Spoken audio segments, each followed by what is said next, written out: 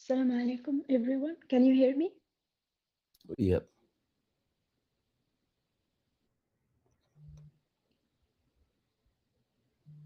Assalamu alaikum. Can you hear me? Yes, we can hear you.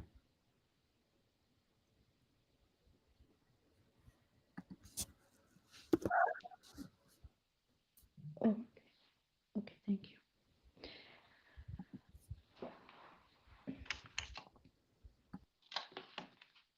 Assalamu alaikum, everyone, and welcome to a new Quran study. And inshallah, today we're gonna read from um, Surah 5, verse 72. Inshallah. I seek refuge to God from Satan the rejected.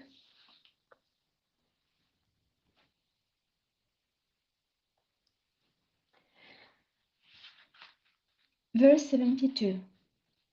Today's Christianity, not Jesus' religion. Pagans indeed are those who say that God is the Messiah, son of Mary. The Messiah himself said, O children of Israel, you should worship God, my Lord and your Lord. Anyone who sets up any idol beside God, God has forbidden paradise for him, and his destiny is hell. The wicked have no helpers. So here in this verse, God is talking about the importance of worshiping God alone and not associating any partners or idols with Him, including Jesus, the Son of Mary. And He warns that those who do so and reject the pure monotheism taught by Jesus are considered pagans, and that paradise is forbidden for them. The footnote says, in John 20:17, we see that Jesus taught that he was neither God nor the Son of God. Many theologians have concluded after careful research that today's Christianity is not the same Christianity taught by Jesus. Two outstanding books on these subjects are The Myth of God Incarnate, the Westminster Press, Philadelphia, 1977, and The Mythmaker, Harper and Row, New York, 1986. On the front jacket of The Mythmaker, we read the following statement.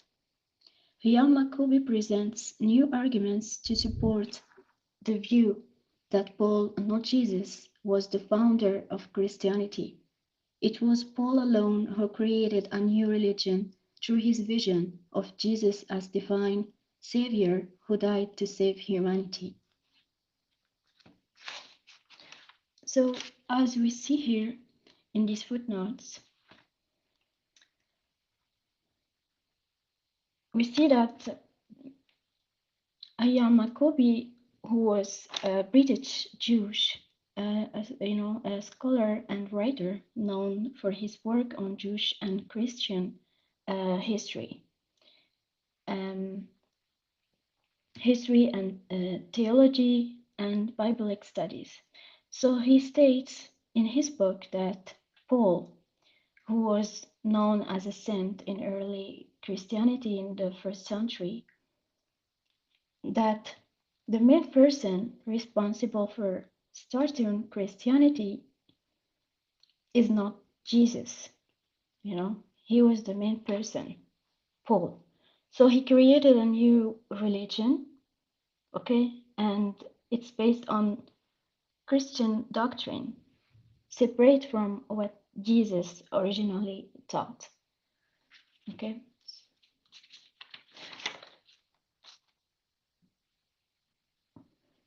Verse 73. Pagans indeed are those who say that God is a third of a trinity. There is no God except the one God. Unless they refrain from saying this, those who disbelieved among them will incur a painful retribution. So this verse is talking about those who believe in the Trinity, which includes God as one of the three parts, are considered pagans.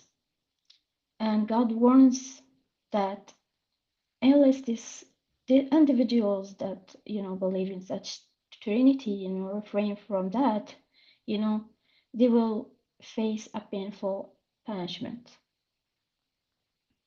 74. Would they not repent to God and ask His forgiveness? God is forgiver, most merciful. The Messiah, son of Mary, is no more than a messenger like the messengers before him, and his mother was a saint. Both of them used to eat the food, not how we explain the revelations for them, and not how they still deviate. So here in this verse, there is a 3 points that I would like to highlight. So the first point is that Jesus, the Messiah, son of Mary, is a messenger just like other messengers who came before him. The second point is that Mary, his mother, is described as a saint woman. And the third point is that both Jesus and Mary used to eat food like other human beings, and that it highlights their humanity. And also, this verse calls attention to the fact that despite clear explanations and revelations, some people still deviate from the true path. Okay, 76. Say, would you worship beside God powerless idol who can neither harm you or benefit you? God is here omniscient. So this verse is a reminder, clear reminder, that God is the only one worthy of worship and that idols have no power to harm or benefit human. 77.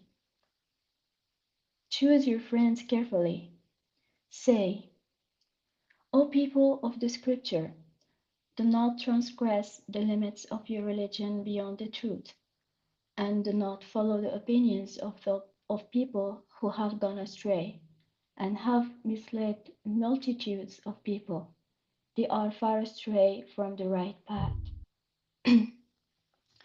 So, in this verse, there is a message directed to the people of the scripture, which refers to Jews and Christians. So, God here advises them not to exceed the limits of their religion and not follow the misguided opinions of those who have strayed from the right path. But as we know, unfortunately, that's what happened. They deviated, you know, and the same way so-called Muslims, they deviated also. They followed the hadith written by human beings and thousands of books that contain opinions, as a result, they have strayed from the true religion. And for us now as submitters, we should be aware. So after the purification of the religion by God's leave, through the messenger of the covenant, we need to make sure that we will not follow any kind of opinions, right? And to not exceed the limits of the perfect religion by not adding anything else, that are not in Quran, like for example, the circumcision.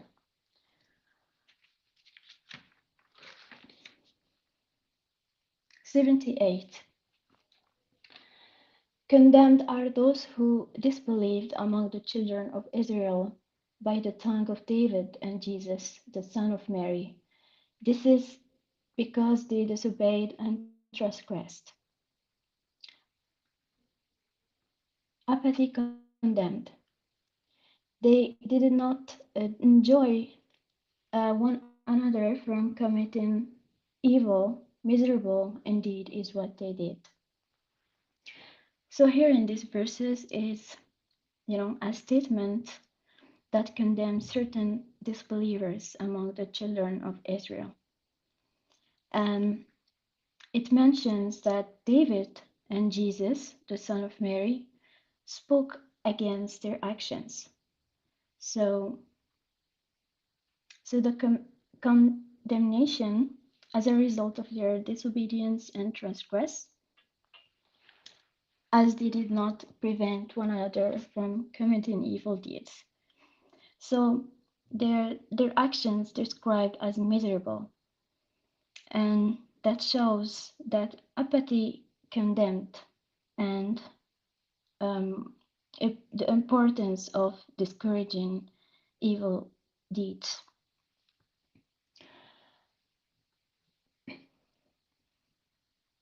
Verse 80. You would see many of them align themselves with those who disbelieve. Miserable indeed is what their hands have sent forth on behalf of their souls. God is angry with them, and consequently, they will abide forever in retribution.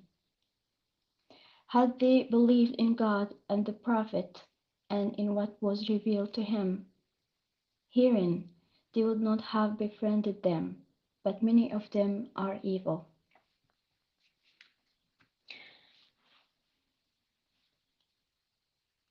So, here in these verses, God is talking about a situation where many among the children of Israel are seen forming alliances with disbelievers. And this act is condemned by God clearly. And it is said that their actions have brought misery upon themselves. So here clearly God is against compromising in religion by forming alliances with those who oppose him and his messengers. So, but we see here, however, many among them have chosen a path that allies with evil.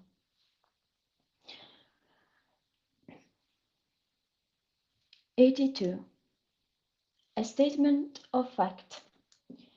You will find you will find that the worst enemies of the believers are the Jews and the idol worshippers. And you will find that the closest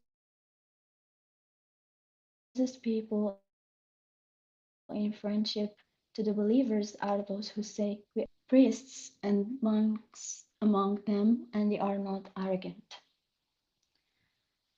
When they heard what was revealed to the messenger, you see their eyes flooding with tears as they recognize the truth therein, and they say, our Lord, we have believed, so count us among the witnesses. Why should we not believe in God and in the truth that has come to us, and hope that our Lord may admit us with the righteous people? So in these verses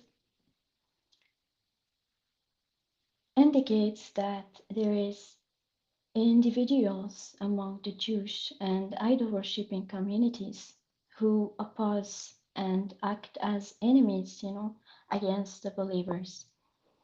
By another hand, the Christians, they are in general more to be friendly and supportive towards the believers.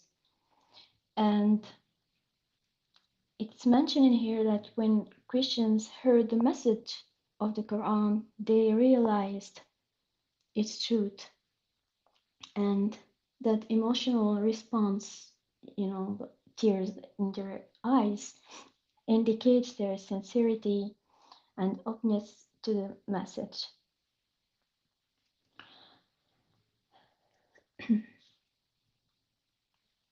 Verse 85. God has rewarded them for saying this. He will admit them into gardens with flowing streams. They abide therein forever. Such is the reward for the righteous. As for those who disbelieve and reject our revelations, they are the dweller of hell. So, in these two verses, God is talking about the divine reward and punishment, with the righteous being promised paradise with eternal bliss, while those who disbelieve and reject God's revelations are warned of the consequences of their actions, which includes hellfire.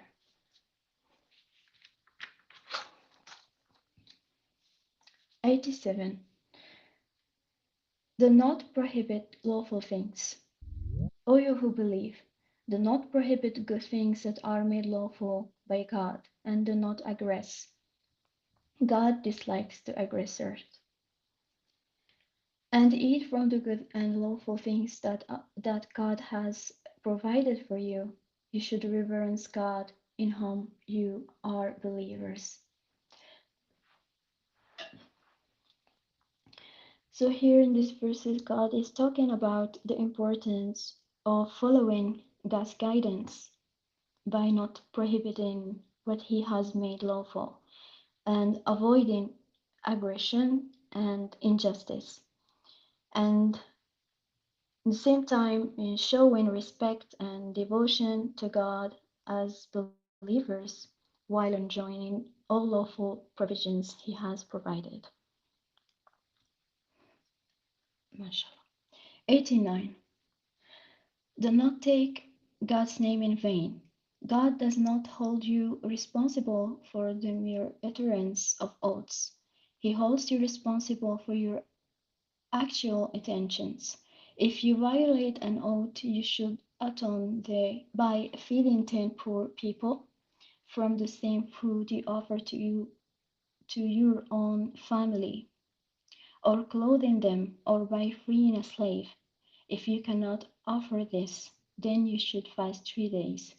This is the atonement for violating the oaths that you swore to keep. You should fulfill your oaths. God thus explains His revelations to you that you may be appreciative.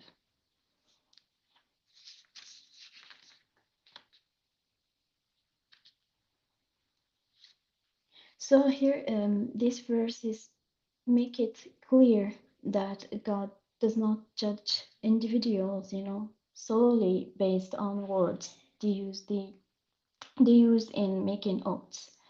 Instead, God judges, people based on their actual intentions.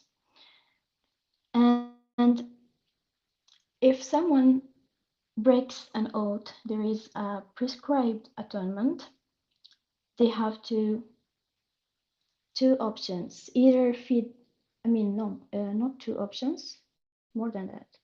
So they have the option to either feed 10 poor people with the same type of food they offer to their own family, or clothing them, or free a slave. So, but if they are unable to do any of this, they can fast for 3 days. So here in general, God is encourages the believers to fulfill their oaths.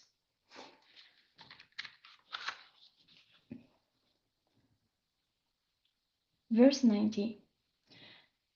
Intoxicants and gambling prohibited. O you who believe, intoxicants and gambling and the altars of idols and the game of chance are abominations of the devil. You should avoid them that you may succeed.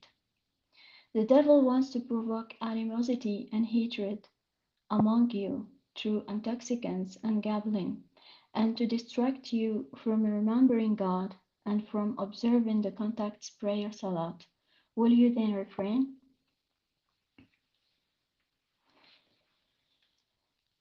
As we see here, these verses begin by stating that intoxicants and gambling and idol worship and games of, games of chance are considered abomination, um, influenced by the devil. So the believers are strongly advised to avoid engaging in these activities, in order to achieve success in this faith, in their faith and a life. And the verse also highlights that the devil's intentions is to put animosity among people and to distract people from remembering God. And and as we know, intoxicants can cause health problems, addictions. It can lead to risky behaviors such as drink driving, for example, or engaging in dangerous activities. Also, it can affect relationships with family, friends, cause social isolation. You know?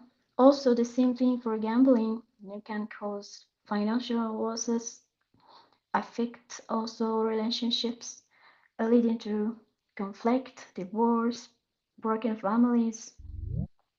Sometimes some individuals, resort to illegal activities and criminal issues to find their gambling habits. So that's why it is so important for a believer to avoid such harmful activities and distractions that can lead people away from the path of God.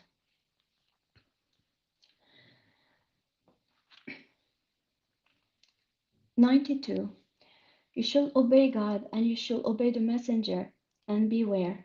If you turn away, then know that the sole duty of our messenger is to deliver the message efficiently. Those who believe and lead a righteous life bear no guilt by eating any food so long as they observe the commandments, believe and lead a righteous life, then maintain their piety and faith, and continue to observe piety and righteousness. God loves the righteous.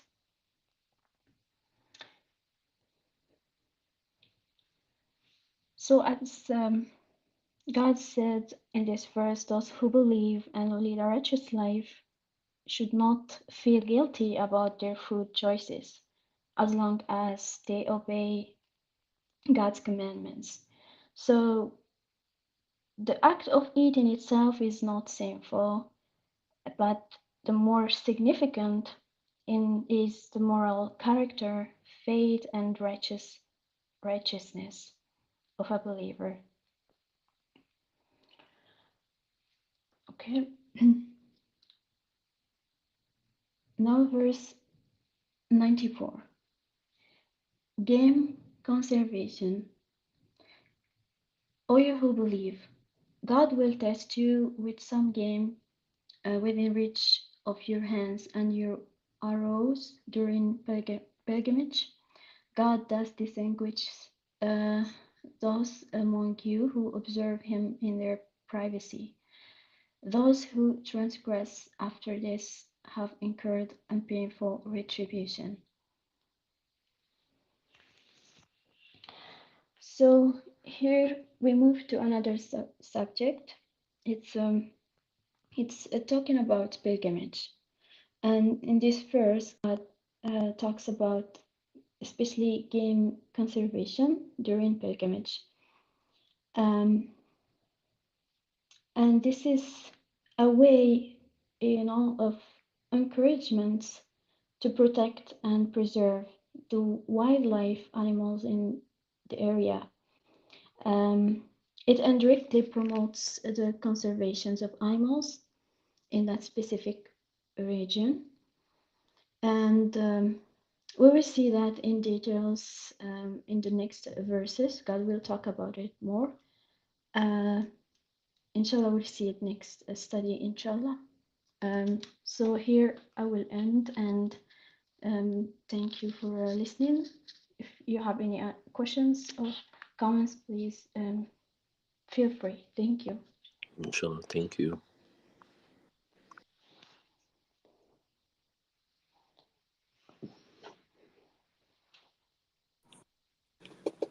MashaAllah, thank you.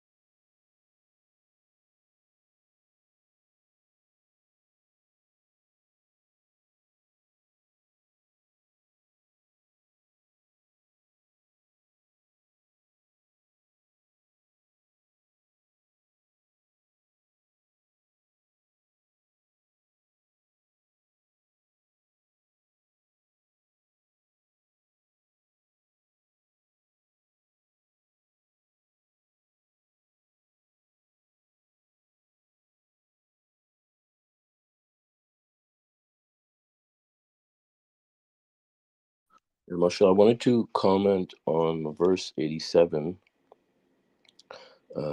It's talking about not to prohibit uh, lawful things. So people need to understand that fabricating lies attributing to God uh, are wrong and very sinful. And I mean, it doesn't matter if something is prohibited and you say it's not prohibited, or something's not prohibited, you say it's prohibited. Both is wrong.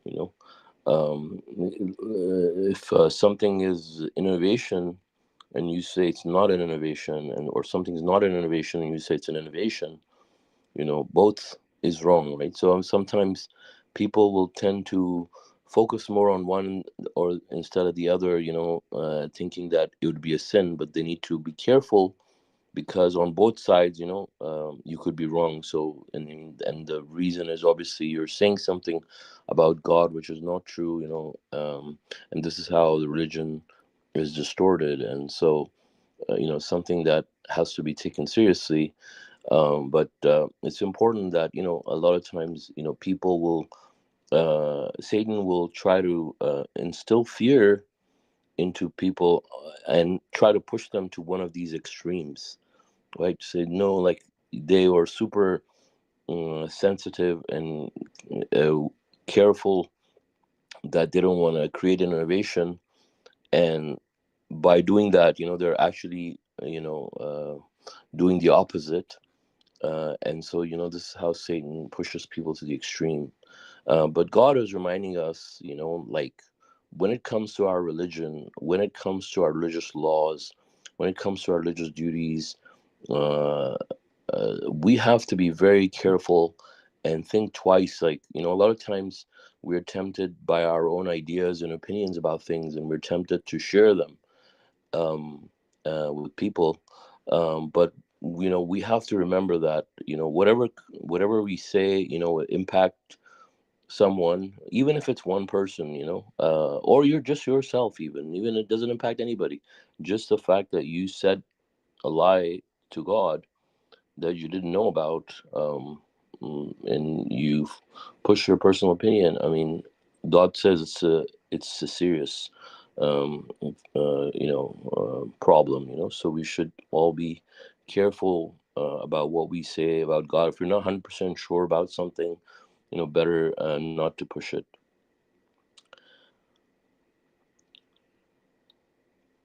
And also, about mashallah, Huda talked about intoxicants and the problems that it causes. you know so one thing we have to be wary about is how intoxicants have slowly crept into our societies, especially now. Well, I mean, for quite some time now, but more so than ever. I mean, the how it has become commonplace for doctors to prescribe intoxicants to people as medicinal products. They give them as medicine, and people will advocate. There were some people not too long ago here on this channel that were, justifying and advocating the use of such drugs, unfortunately. But God knows what is good for us and what is bad for us, and God says that He wants to provoke animosity and hatred, and remembrance from God. Now, when you think about animosity and hatred, especially when it comes to intoxicants, we can see that all of these intoxicants have one thing in common, is in that they damage the brain, and they damage and manipulate the way the brain communicates inside the different neurons and stuff, and how the different chemicals in the brain are disrupted by these things, and how people tend to become more and more aggressive. Even the so-called medications that they will give to people to reduce anger and anxiety, will make them more and more dependent. And if they don't have these things, they'll become increasingly aggravated, and will have lots of problems. And of course, how, in addition to everything else, I mean, how it damages the person's health itself over time. I mean, there may be certain benefits over a short period, even, but when you think about it over the long term and you look at all the sins that you incur while doing that, obviously when you incur sins and God says sins outweigh, that means you pay for those sins. You pay in this world, you pay in the hereafter. So it's not worth it at the end. I mean, unless you have to take something. You shouldn't, unless I mean, if you're forced by a circumstance, right? That's the situation. Like, for example, we may have to go into surgery, and for certain types of surgery, I mean, you cannot bear the pain while you're awake. I mean, you probably die. So you have to, be you have to use anesthetic and stuff like that. Same goes for when you want to extract a tooth or things like that. So those kinds of scenarios, it makes sense to have these things, for available to us by God's leave. But people taking these things for problems that they think that these medications can fix. I mean, a lot of people are depressed, and they take these types of medications thinking that it will give them happiness. The feelings of happiness. I mean, I know it sounds very strange, and you wouldn't think that someone would argue in this pattern about submission, but we've had these discussions, and so people think that they can be happy, and one I remember one person actually said, no, it's for the disbelievers, for the submitters, for people who are submitters. If they take them, they're not going to be happy, but if the disbelievers take them, that they're actually going to be happy. Which I was like, what what law is this based off? That I mean, the disbelievers are going to be happy, but not submitters. So then why are you advocating to take these medicines? I mean, are you a disbeliever? And so, anyways, the idea is that from any angle we look at it, I mean, God knows He's our creator. He knows He has designed us. He is most wise, and if there was anything good about these things, I mean, obviously, God wouldn't have prohibited them. And we know, like, now in society, like, how many problems are manifesting themselves in our society every day because of drugs, right? All the crimes, are, I don't know what the statistics are, but obviously most crimes involve some kind of use of these things. And so God knows what's best for us. He wants us to be in a right state of mind, and the fact that Satan wants to distract you from remembering God, right? So, I mean, if Satan is going to distract you from remembering God, that means you're going to go astray, right? So he wants you to go astray. He wants you to take these things. And so naturally, anybody who advocates them, who takes them, who advocates other people to take them, doesn't take them themselves, doesn't matter, still advocating evil. And so, God is strictly reminding us here to be careful about that. Same goes for gambling as well. Praise be to God. Um,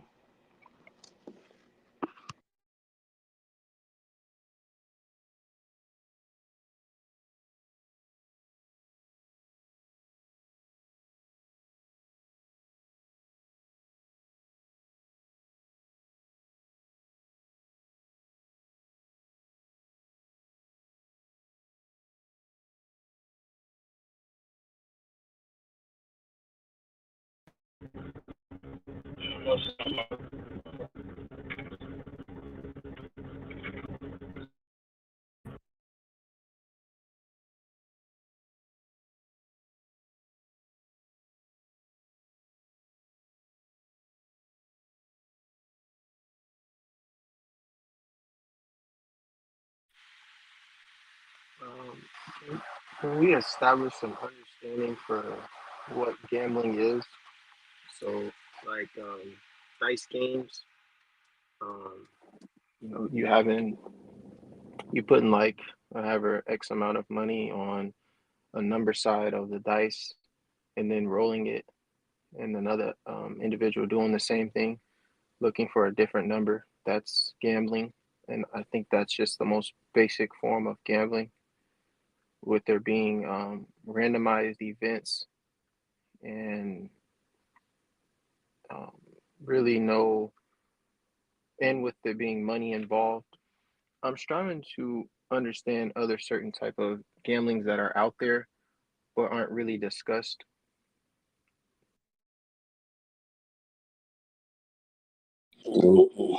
Other types of gambling that are not discussed. Well, I mean, lotto, for example, is a kind of gambling too. I mean, it's based on chance. Doesn't necessarily involve dice. I mean, dice is one element that is a game of chance. But the thing is, you have lotto, bingo. All these things. They're based on chance. And involve money. So they would also be included. And the Messenger of the Covenant actually talks about lottery in some of the studies as well, referring it to as gambling. And then we also know that how insurance is gambling. Like insurance doesn't involve any dice, but like you're betting against yourself that you're going to get sick, something bad is going to happen to you, and then you're going to cash in and get lots of money that you will use to pay for your disaster, and that's going to happen to you. So that's also gambling. Okay, and you said bingo, like the kid game bingo is quote unquote gambling. Yeah, so like everybody gets a list of numbers, right? And whoever crosses their numbers first, one person just calls out numbers, and then whatever number they call out, you cross it out on your paper. And then once you cross, whoever has all of the numbers crossed out first, everybody has different numbers. So whoever's numbers are crossed out, uh, you know uh, at first, he becomes the winner. So that's a bingo. Okay, I see the randomized events. I think it's because the the kiddish, eye that I'm looking out of it as is like kind of throwing me off. I see it's randomized, and you're not playing necessarily. When I play game bingo, you weren't playing out of winning any money or anything, but Yeah, maybe a that's prize. fine. Yeah, yeah. We're actually talking about gambling, where you are actually doing you're gambling something. You know, there is some kind of a thing involved, like something of monetary value or something that you're gonna win or lose as a result of that random game. So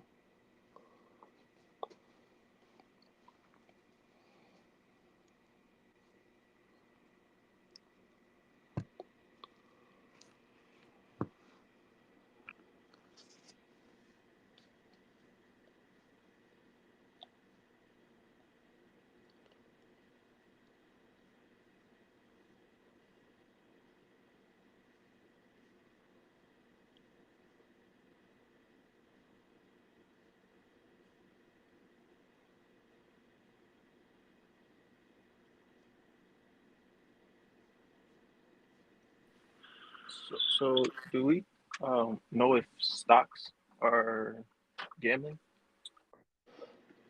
No, I mean stocks are not gambling. You know, when you are trading stocks, I mean it's trading, right? You're trading based on what you're trading based on your knowledge of the market and what is becoming successful or not. I mean, you can do the same with anything. You know, you can buy a bunch of T-shirts. You know, if you know that the demand of T-shirts is going to go up, and you can sell them for a higher price or something, right? So we can do that with anything. So you know, it's just that's just a commodity that you're trading. That's not gambling. Right, because I understand commerce and trade is okay. Yeah, and it's not based on randomness, right? It's based on supply, demand, all these things, right? Okay, Events. so if Yeah. the individual of the company decides to, sell all his stocks because he wants to help his friend or something out of some sticky situation, is he wrong for, because like all these people that maybe might see, oh, this stock is doing pretty good, are is someone gambling or is someone just manipulating? Well, you know, I mean, people do that with food and stuff too. You know, people will hoard things for a long time so that the demand goes up and then they sell it for a high price. You know, so those types of things happen in every commodity. So that doesn't make anything prohibited. Obviously, whoever is doing that hoarding in itself, I mean, is a sin. But you know, like the example you brought, where somebody wants to should needs to sell something, that's fine. I mean, it's not a sin or anything. I mean, just because you're saying because if somebody sold, I mean, that's just a supply and demand thing, right? I mean, somebody is gonna sell his shares. I mean, they're gonna be available in the market for other people. Right, That's like they're going to yeah, be available in the market for other people. Other yeah, people see it, oh, that's this, they're fine. like, oh, it's doing really good. Then they put their money into it. But really, that action only happened because the owner of the company was trying to help his friend out of a sticky situation. Hmm. I'm seeing it more of like manipulation. Um, I just and I Yeah, but understand they can do it. gambling. Yeah, People can do it with everything, right? People can do it with everything. I mean, there's dishonesty in, or you know, or strategy, even in everything. You know, people can use. Obviously, you have to use your better judgment. But we're talking about what's prohibited and what's not in terms of gambling, right? So let's focus on what that entails. And trading stocks is not gambling. And obviously, just because one person is doing something illegal, doesn't mean that you can like prohibit the entire thing. Like, if somebody's manipulating stocks or something else, they're doing fraud or something like that. That's fraud, right? And so, I mean, if someone's doing that, that's wrong, right? But you can't prohibit stocks just because someone else is committing fraud.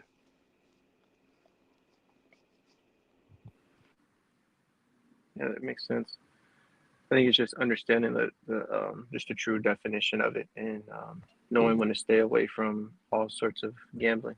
Hmm. Yeah, sports betting is another one of them. Nowadays, people have made it very convenient. You can go online and bet and make money on all games.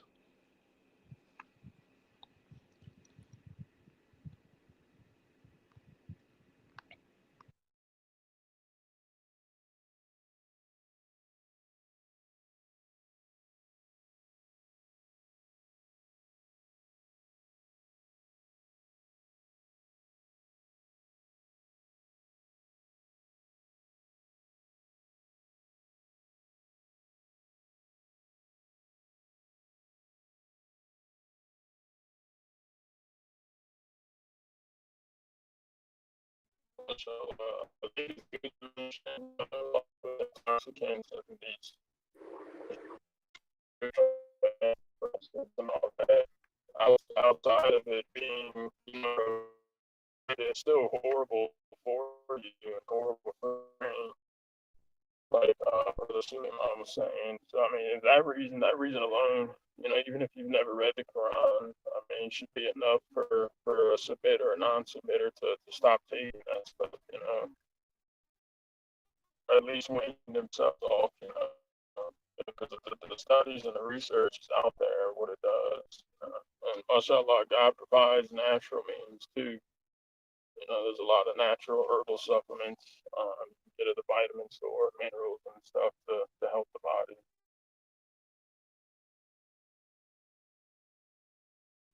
Yeah, and just just eat moderately. Try to live healthy. And do, as long as you're doing what God says, for you to be as a submitter. God will make everything right for you. I mean, you will not be, extremely sad, slash depressed.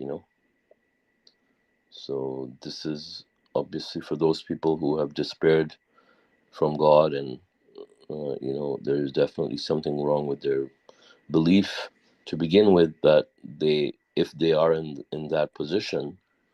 I mean, like, I cannot understand a person being a submitter and a believer, and then being in a situation where they're constantly in a state of depression. When we say happiness is submission to God, I mean, you can't be a submitter and depressed, right? I mean, if you really are a submitter, a true submitter, I mean, God promises happiness, perfect happiness, not just happiness, but perfect happiness, right? So then there's people that say they're submitters and they're on prescription for their whole lives for depression and stuff, and they say they need it. Mm.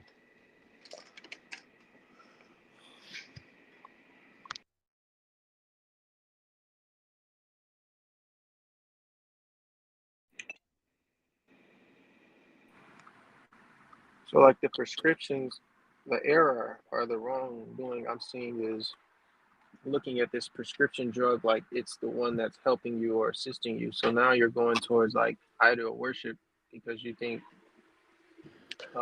this prescription is helping you or assisting you.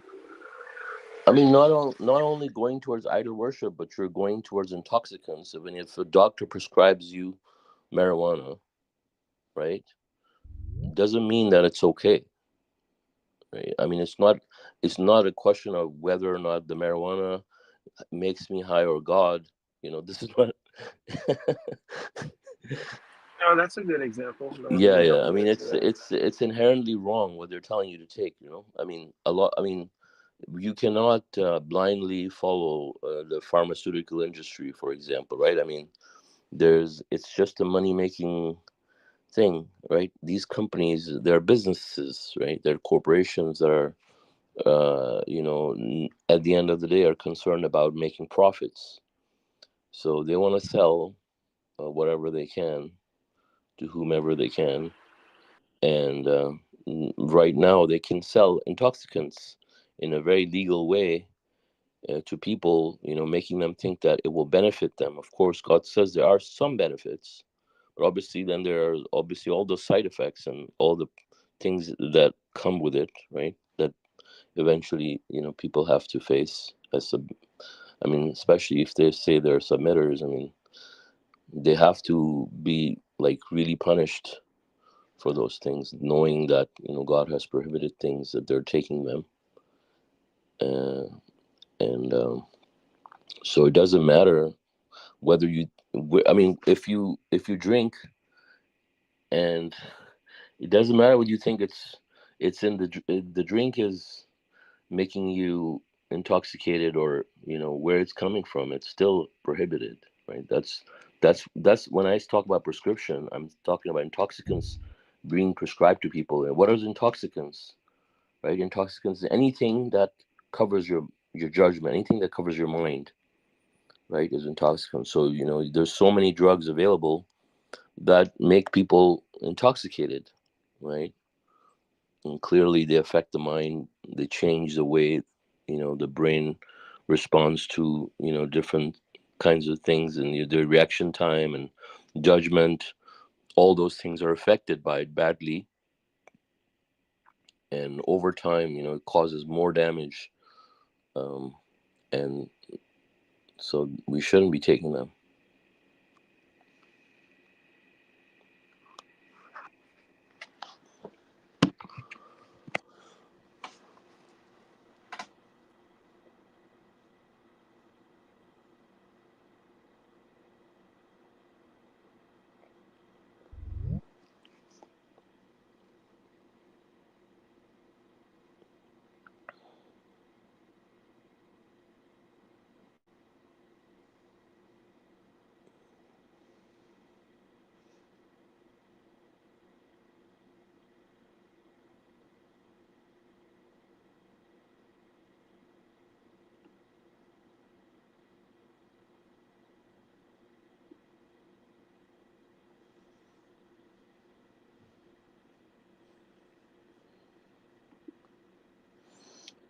So anyone has any comments about Christianity? I mean, we read a bunch of verses about Christianity, and um,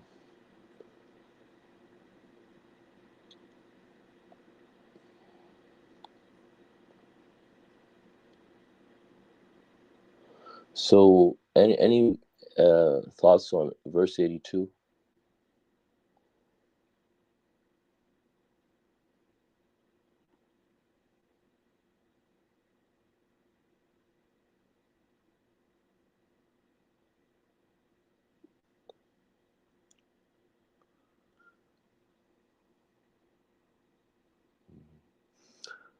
So yeah, I think I find verse 82 interesting. Like, I mean, it may seem like a very generalized statement, but this, as the subtitle says, a statement of fact. And I mean, you can see, for example, how how the Jews and the idol worshippers are just, really, how they're allergic to just the word Quran itself, right? And doesn't matter if you tell them you're a submitter, And if you tell them, some of these people, if you tell them you're a submitter and you describe them what it is, they'll they'll hate you even more. And but there are people that are closest in friendship to the believers, and God says, I mean, there are people who say they're Christian, and when you talk to them, I mean, people who are truly following Christianity, God says they're closest in friendship. And one thing that God mentions is that priests and monks among them, and they're not arrogant, right? And I mean, that is, I always find it very true. I mean, most encounters I've had with, the encounters I've had with people who identify as Jews have been really, really horrible, um, and really, really bad. I mean, some of the things, if I mention, um, are pretty bad. So, um, I mean, God is telling us that these people, I mean, especially the part about them being arrogant, I mean, that's really, really manifests itself. I mean, I've seen some people that are so arrogant. I mean, not just just like, not like your normal arrogant people, like really arrogant, And but this is very true that, I mean, you see the people that are most down to earth and humble people are, people who say they're Christians, and God tells us here why.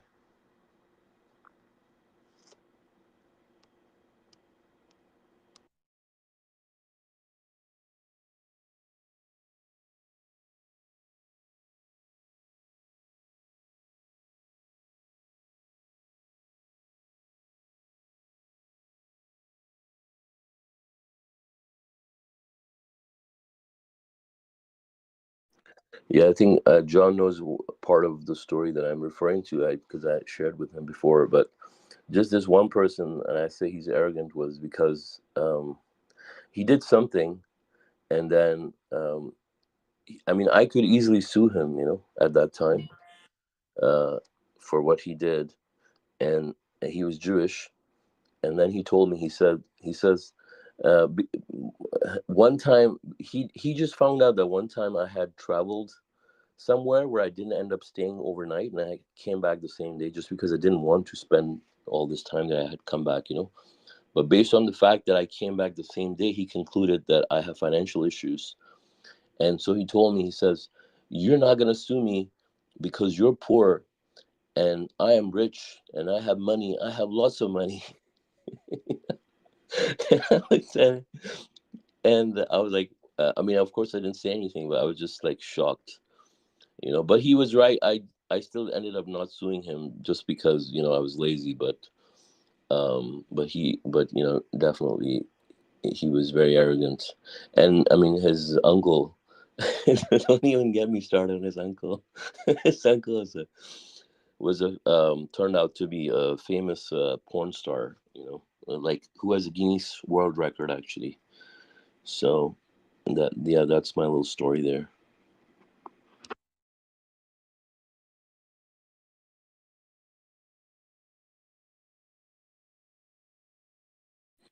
That's what you get when Yeah, you're I've living in Beverly Hills.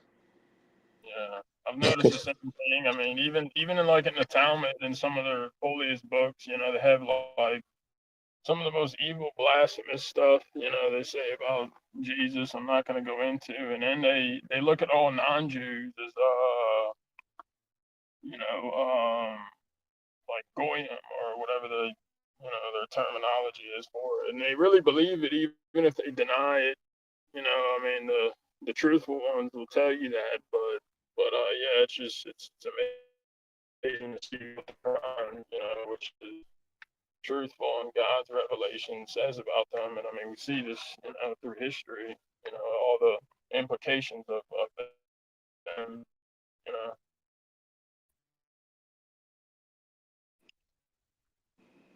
Praise be to God. Yeah.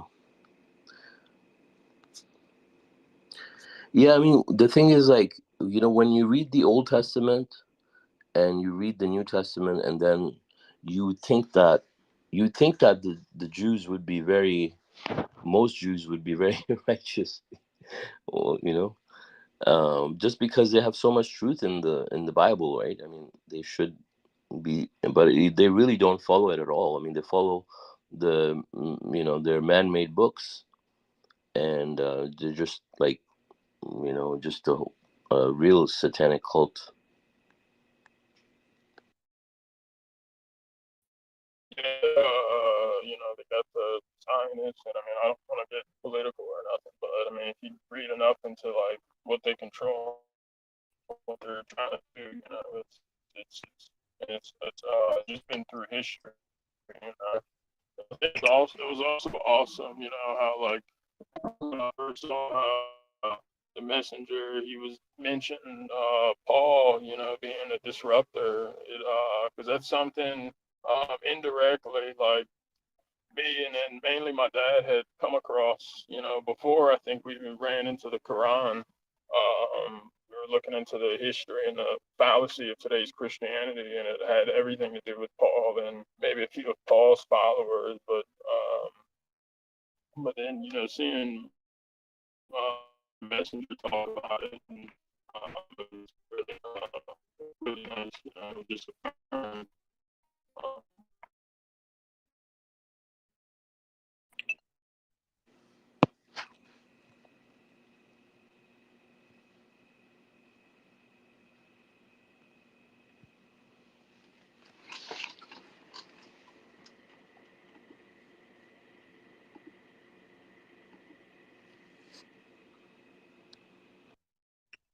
Anyone else has any comments or questions?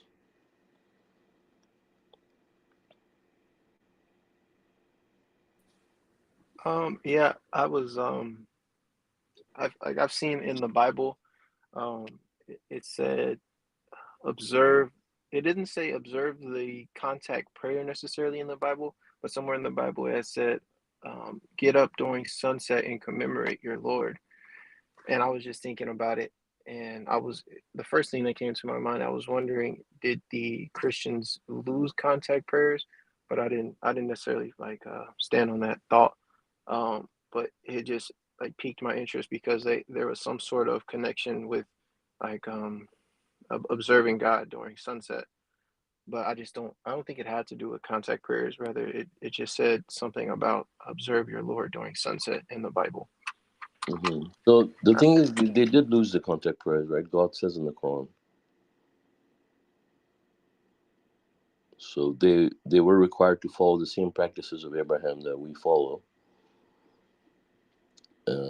And we talked about how, you know, in the Old Testament or the New Testament, you don't see anything about Abraham with the following these duties. The only thing you see is circumcision, you know, which we don't find in the Quran. So which tells you that, you know, they've changed the practices of Abraham in the Bible, and replaced it with circumcision.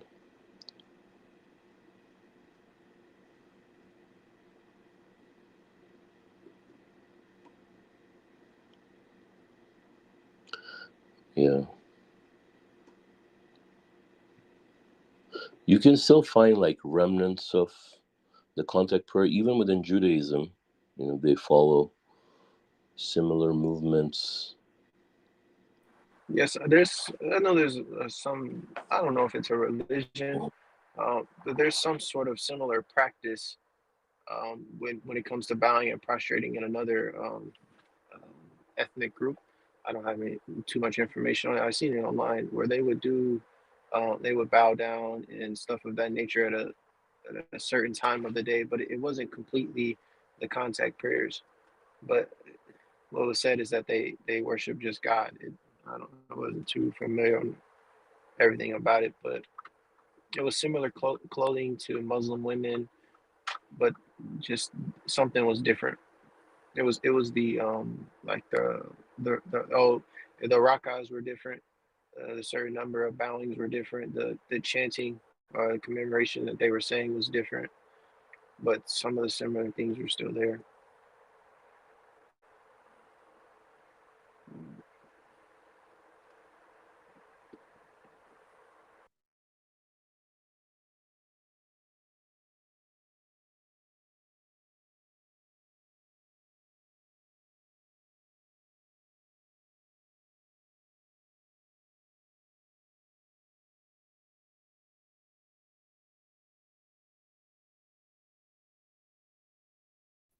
And thank God we have the contact prayers. You know, it's really because I mean, like Christians today, they don't have any true practices. I mean, you got some that speak in tongues that they think this makes them righteous or all kind of crazy stuff.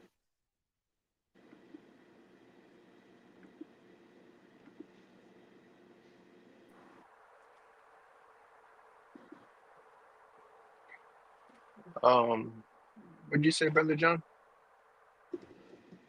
It's talking about speaking in tongues. Oh, okay. Yeah. You asked us what do we think about 582 statement of fact.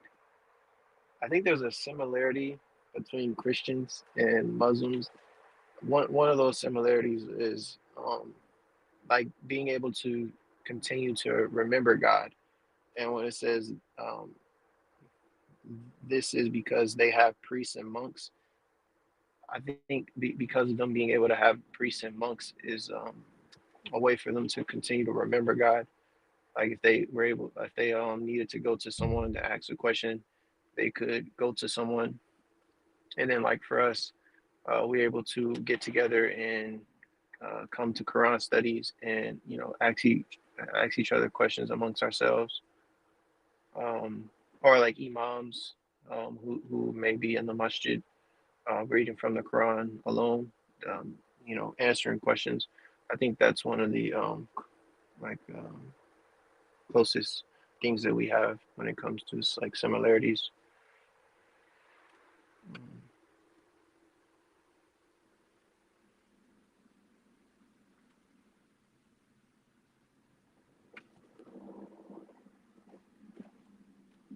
Well, then also another thing is an unwavering faith or belief in God.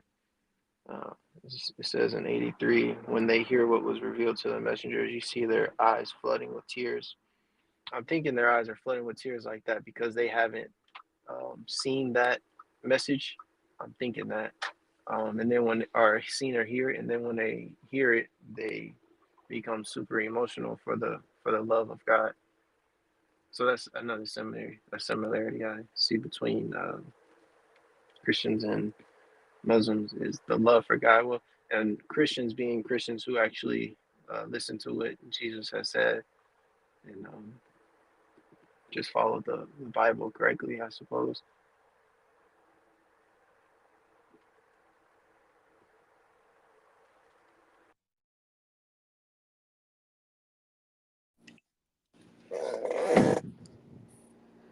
Yeah, mashallah.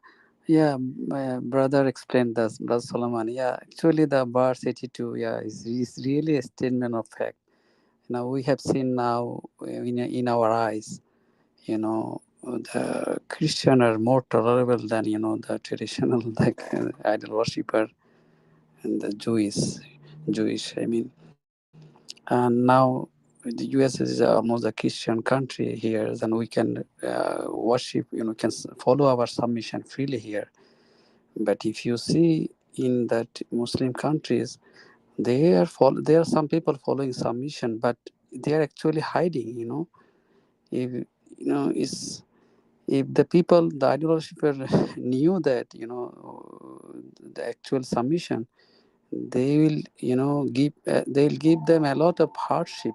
But they are doing the submission in like the Pakistan, Bangladesh, or in Middle East, but they are almost hiding. They actually they're enemies actually. So this is a statement of fact. We see in our eyes. The Christian are more tolerable than the Jewish and traditional idol worshipper. Thanks. So it's Quran is actually the truth. We can see everything is a miracle truth, and we can see our eyes, our experience. Yeah, mashallah. Inshallah. I think that's a good point to point out. Um, Other individuals somewhere else in Pakistan or some other country who are going through more hardship than we are in the States because they're not able to practice submission freely. I think that actually, when I get to think about that, how I should be more appreciative because if I was under all that stress, like, oh, what if I go out and I strive to do what my Lord told me to do? I'm gonna get killed or slapped or something like that. How that effect on my mindset would really like hinder me.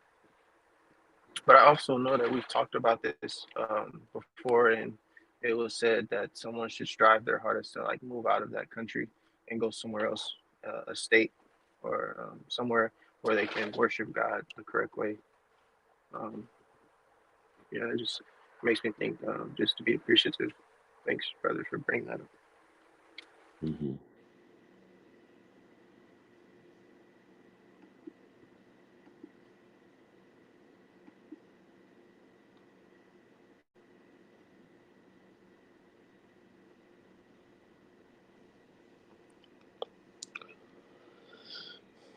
So, any other comments or questions before we conclude the study?